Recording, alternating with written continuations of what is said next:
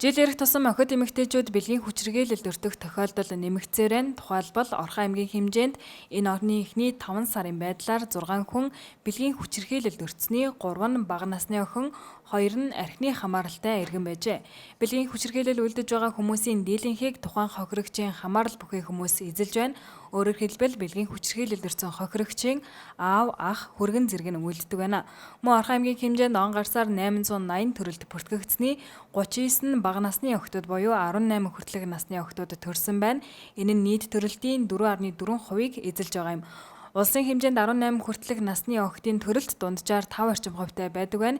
Ийм охид эмэгтэйчүүдийн хүчирхийллийн үед үзүүлэх эрүүл мэндийн тусламж үйлчилгээ сэдэвт хангаан бүсийн сургалт Орхон аймагт боллоо. Хамаарал бүхий этгээдүүд нь гэр бүлийн хүчирхийлэл, бэлгийн хүчирхийлэл бол төлхөө үйлдэж байгаа юм судалгаа байдаг. За бидний бага наснд байхад бол ээж аав нар маань бол ерөнхийдөө гадуур ганцаараа битгий яваараа, тийм ээ, хэнийг ах эгчтэйгээ яваараа, орой өсч явж болохгүй шүү, ганцаараа явж болохгүй шүү гэж сургадаг байсан. За гэтэл яг бодит байдал дээр энэ бэлгийн хүчирхийлэл бол хамаарал бүхий этгээд нь гэр бүлийн гишүүд нь үйлдэж байгаа. Энэ нь бол одоо 50 орчим хувийг бол эзэлж байгаа.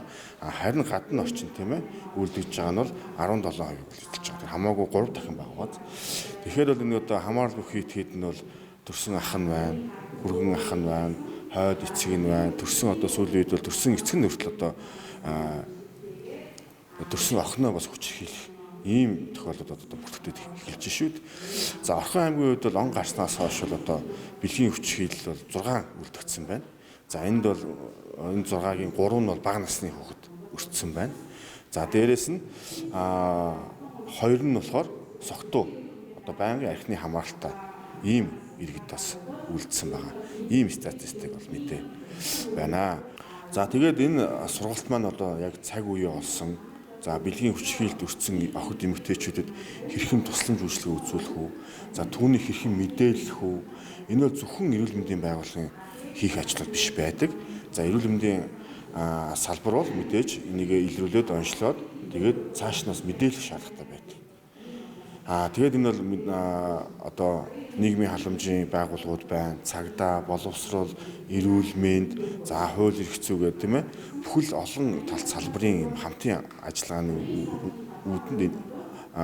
үр дүнд энийг бол тасан зогсоох, сэргийлэх, за тэгээд арга хэмжээ авах ийм л зохион байгуулалт. Одоо энэ өнөөдрийн сургалтад зөвхөн одоо эмнэлгийн тусламжийг яаж үзүүлэх үү? Тэр хүнд одоо яаж онцлох үү? Үзлэгээ яаж хийх үү? Сэтгэл санааг нь яаж үнэлэх үү? За тэгээд цааш нь хэрхэн мэдээлэх үү? Одоо хамтын ажиллагаа яаж хэрхэн явуулах вэ гэдэг талаар сургалт явагдаж байна. Сургалтын үеэр бэлгийн хүчирхийлэлд өртсөн охид эмэгтэйчүүдтэй хэрхэн харилцах, ямар тусламж үйлчилгээ үзүүлэх зэрэг мэдээллийг эмч их баригч нарт өглөө сургалтанд их хүүхдийн эрүүл мэндийн үндэсний төв, эхнэрээ эмэгтэйчүүдийн үндэсний төв, өргөө, хүрээ, амгалан амаржих газар, Улаанбаатар хотын 9 дүүргийн эрүүл мэндийн төв, 21 аймгийн их барих эмэгтэйчүүдийн эмч их баригч нар оролцлоо.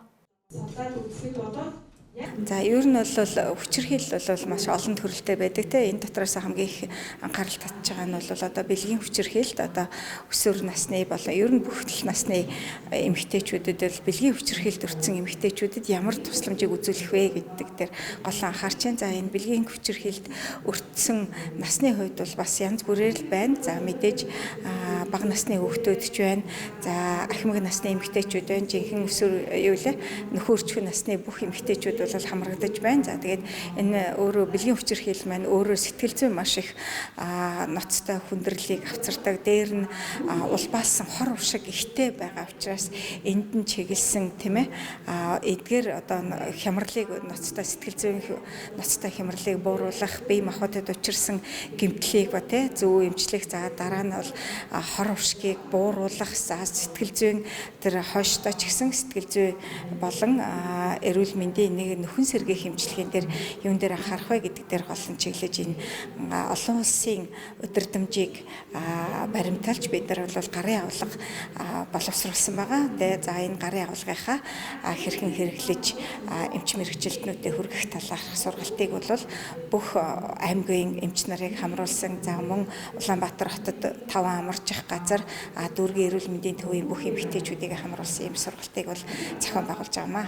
Хамгийн түрүүнд эрүүл мэнд чухал чухал гэдгээрээ эмнэлгийн байгууллагад хандах ёстой. Эрүүл мэндийн байгууллагад хандаж ирэхээр бид нар юун дээр анхаарах вэ гэдэг дээр бол гол нь чиглэж байгаа. Жишээлх юм бол одоо энэ бэлгийн хүчирхийлэлд өртсөн үйлчлүүлэгчид үйлчлэх одоо бэлэн байдал бас эмнэлэг дээр бол маш их чухал болоод ирж байгаа. Одоо энэ дээр бол бүхэл бүтнийг бүлэг хичээл орж байгаа. Тэгэхээр бэлэн байдал дээр ихэд чи өрөө тасалгаанаас ахгуулаад эмчийн сургагдсан байдал хүртэл их чухал байгаад ирдэг. Энэ дээр нь анхааруулж бол сургалтаа зохион байгуулж байгаа.